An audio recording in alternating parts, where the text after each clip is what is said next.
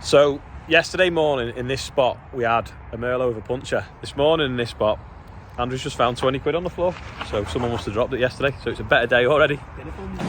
It's a bit loud with the fans, but the first job this morning is we're going to take the back wheels off here so we can get under the fenders. So Andrew's just getting the jack round. I'm going to get the trolley now that we can roll the wheels off with, because they're heavy at the back. They're bad enough the front, the back are even worse. The wheel weight bracket's off there now. Last two wheel nuts and the spacers, and then we'll slide the wheel out of the way. It's on this trolley, and that trolley takes the weight of the wheel. Then it moves on them caster wheels, but also it's got rollers on it. So when you line it back up again to put it on, you can twist the wheel and it lines up on the studs easier. Hopefully that should wheel out the way now. It's still heavy though.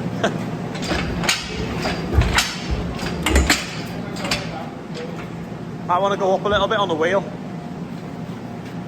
I'm just jacking up a little bit now. Take the weight of it. And hopefully it should roll out the way. No, it's going too tight now. There we go. Oh, just dirt's in there now.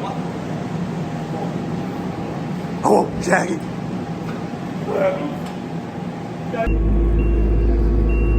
Got the wheel on.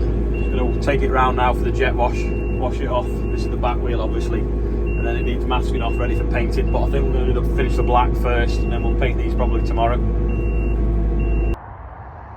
So we've had 34 mil of rain in the last 24 hours and we've now got a lake again because the pumps can't keep up. This is one of the reasons why in the middle there we want to dig it deeper so that they've got more storage, and then outside of it then build the field up so it can drain naturally, and then it won't kill the wheat underneath it. Hopefully that'll be gone within a week and the wheat might still survive, but there's probably, I don't know, 4 acres underwater. Loaded chip on its way out, Simon. When we bought the fast track it obviously had the reg on that we didn't want, so we got it changed, and the new reg, I emailed the Mersey Gateway Bridge on the 10th of September. This is the reg for this tractor, can you add it to our account? Anyway, they didn't do, so then they sent us a fine for crossing the bridge on the 21st of October. So I've rung them up, explained it all to them, and they're like, oh, you've got to fill in an online form. Why they can't just go, okay, yeah, see what you mean, yeah. So I've had to send them the email again. I've had to screenshot where it shows that I sent it on the 9th of October or the 10th of October and send all that in. It's just like half an hour of my life that I won't get back because someone on the phone couldn't just go, oh, okay, yeah, I see the misunderstanding. Yeah, we didn't receive the email. Send it again. I'll sort it now, which is what they used to do. But now, because of COVID, everyone's still working from home and no one can find emails. It's just a joke. In other news, the tractor run is full, but we are going to have a reserve list if we can get more numbers out of the police. And also, if you're a driver, go and do your donations with your name that you used in your email on the Just Giving site to secure your place, because I think out of the 100 tractors that wanted a place, I think there's only 30 so far that's maybe been on Just Giving and transferred the money across to secure the place. We're doing it this way so that I don't have to take the money in and give it back out again and have a different tax position. So if you're on the tractor run, please go on the Just Giving link, which is available all over my social media, and I'll even put it below today, and go and make your donation, and then you've got your place then secured. Thank you. It's 2 hours since I took that picture before. I'm just trying to work out whether the flood's actually subsiding or increasing in size. It's a fair area now. Andrew's been moving the straw out of this shed so we can put the drill in and the combine and everything. Still all bags of seed and stuff to move. Anyway, we thought the hens were going off laying, but we found a mega nest with, I don't know, 1, 2, 3, 4, 5, 6, 7, 8, 9, 10, 11, 12, 13, about 13 eggs in it. So they've obviously, for a good fortnight or so, they've been laying in this straw. So some of them will be pretty manky. See how the soil wrapped on the hub and the axle, and the wheel goes round, rubs the paint off on the inside of the wheel. Looks terrible compared to this side. But again, this side it's quite dull and orangey now, the paint, so it's going to be sparkly red soon. Going to start.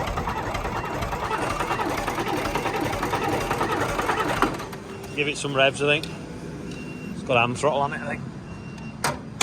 Try that now. Come on. Just won't fire on the other cylinders, will it? Enough to keep it running. There we go. Alive! Move it out of the way now. I think this just illustrates how tractors have changed over the years. So in like 50, 60 years, we've gone from tyres that big to that big.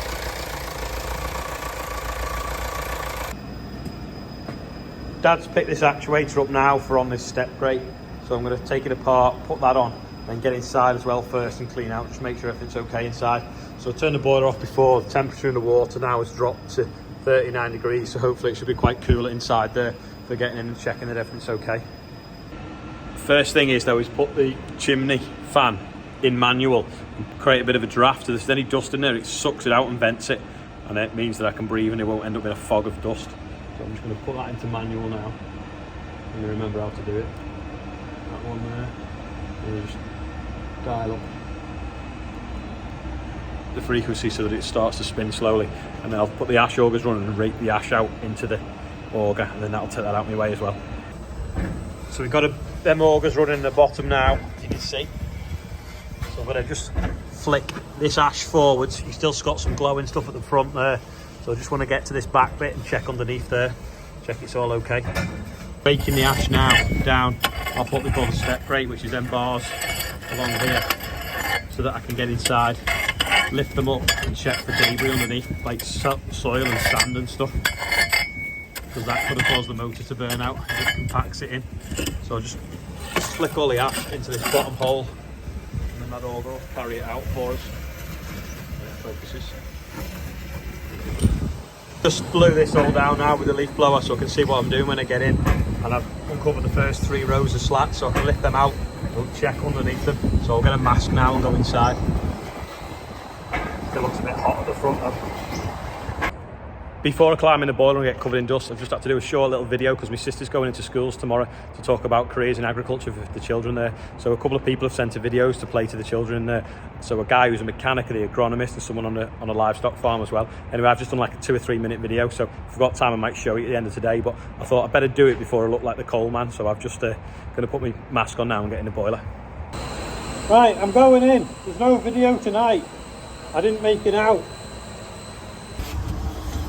So them things shuffle backwards and forwards on the top of each other and cascade the ash this way, which falls into that auger, and then occasionally stuff falls underneath them and doesn't get caught by that auger. So I'm just checking now in the bottom if everything's okay. Right, the ram I'm changing sits inside this black tube. Anyway, there's a bolt in there and I can't take out because it's too long to come out the tube. So I thought, well, I'll just try it now. I've unbolted it all to see if it'll work, and it did. So I tried it in both directions and it worked absolutely perfect. So I thought, there's something going on here. So I bolted it back together, tried it again, and now it won't work. So I can't get at that bolt. So no matter how much you mess around with it now, I can't get that bolt out. So I'm gonna have to cut a hole in this now with the grinder, or drill a big hole to get that bolt out so I can change the ram. And it's so annoying because before I did have it sticking out the end, but now no matter what I do, I can't get it to move. Right, I'll put the ram in now. I hope you can see, but it's probably not because it's starting getting smoky. But they're going backwards and forwards now, them little teeth shuffling along on each other and walking the ash to the back. It's a bit hard to see because of the smoke, but the ash is basically moving out. So you can see the flames kicked up now, it's disturbed it, and now the phone won't focus. Found these mole grips inside there when I got in. They're Draper ones. I think the spring's knackered, but still work. You think the front wheels are big until you put the back ones next to it. Andrew's just finished off that mud guard I filled in. Sam spent all day taking bits off and masking bits off. There's a little guard here just to take off. And then there's all this tricky bit around the back there. Just missed a bit, that's it. And then all underneath that other mud guard.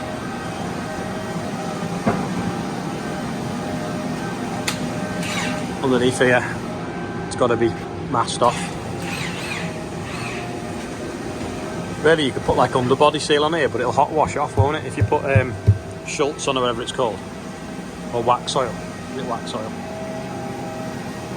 all that's masked off now, so we can do the cab frame. Obviously with the doors shut, that's already been done with a brush. Seems to be working okay now. The bolt that was inside that box section, luckily I managed to twist it half a turn and got it out on the diagonal, so I didn't have to drill a hole all the way through.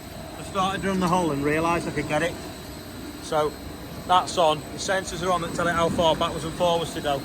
That's all working, and then hopefully now in here it should have lit properly. Should have flames in there. Yep. That's the thing with this thing, it never stops, and because we run it off cheap home produced fuel, we do get sort of problems with the ash and stuff causing different issues. So when I looked inside before, there was some Coke cans that had melted, so sometimes you get contamination within the green waste or aluminium and stuff, and it melts, and then that causes the brake to be stiff when it goes backwards and forwards, and can burn that actuator out. But to be fair, I think that actuator is 3 or 4 years old now, so it's not done too bad. It's raining a little bit now. T&J are here for a load of barley. Can't really see, the windows are a bit dirty. Andrew's emptied that bay out now and cleaned it all, moved all the straw around, so we'll get the combine and the header and the drill all in that space hopefully tomorrow when it's a bit finer. I don't know why it started raining now because it wasn't supposed to. Anyway, I'm going to load this wagon with malting barley. That should be pretty much cleared up. We'll have a little bit left that we'll probably put in bags in case we need to sow any spring barley, and the rest then is feed barley. So I think I might sell that pretty soon because it's a good price. I saw feed wheat today at 230 briefly this morning for May next year. So I was tempted to sell a little bit forwards. Anyway, I didn't. It's eased back a little bit, but I think it's 228 at the moment, or 227. So it's not a bad price, to be fair. It needs to be there with the price of fertiliser. Could probably do with LED lights on these Merlots for loading in the dark, but it's not often we do load out of that shed in the dark, so I'll just have to grin and bear it for this load. Well, that's not worked out too bad. I've loaded the wagon, and then this bit here from there to there, well, some of that's spring anyway, but that bit there was definitely malting barley. There's a few tonne left, so hopefully we can use that for seed in the spring. Right, I'm on the Merlot. It's a 70 plate. It arrived last December, I think, 15th of December. And it's just clocked over so many hours while I've been driving it, so it looks quite neat what it's got on the dashboard. So how many hours do you think it's done? That's a quick question for today, as long as, how are you? I'm 90 today, I've been in the boiler, wasn't a good day. Forgot to say, the guy from the Environment Agency, I think it's Dave Thorpe on Twitter, was saying that Worcester County Cricket Club had only flooded 5 times in 135 years, up to the year 2000. And in the last 20 years, it's flooded 6 times. So he's trying to say it's climate change. But it kind of coincides with when the National Rivers Authority changed names to the Environment Agency and stopped river and ditch maintenance, lowering the water table so things could drain away, or the ground could store water on it, in it. Sorry, not on it, in it. Anyway, surely that is the same climate change that Holland might have had. And they've not flooded any more frequently, so it doesn't take a genius to work out what's going on here, is it? The rivers need maintaining. Man has tamed them for millennia to live next to them, and to leave them to wild. I mean, these gutters on these roofs get full of silt and stuff, and there's no runoff there from fields. It's just airborne dirt and bird muck and dead vegetation that blows up there and things like that. That is what blocks rivers up as well as anything else. So the Environment Agency need to remember where their roots were, i.e. the NRA, National Rivers Authority, and get dredging rivers, lower the water table so the ground can store this water, rather than it all being full and having flash floods, flooding things out. I don't know whether you can hear the rain outside, but it's throwing it down, and I thought it was going to be dry now for the next 4 days. Anyway, it's not, it's raining. So we had 40 odd mil, and now we're getting a bit more. So we'll see what it's like tomorrow. I bet you that flood's probably got bigger on that field. Anyway, thanks for everyone that's watching. Don't forget, have a go with the quiz question. Tell me how you're feeling. If you want to watch other videos, sub here. If you want to subscribe, sub here. And if you're a new subscriber, tell me who you're watching from. And also, if you've made it this far, click like, and then YouTube shows these videos to more people. And I'll see you tomorrow. Oh, I didn't have time to put in the bit of film for the school because it got too long and I was trying to trim it down. So I'll see you tomorrow.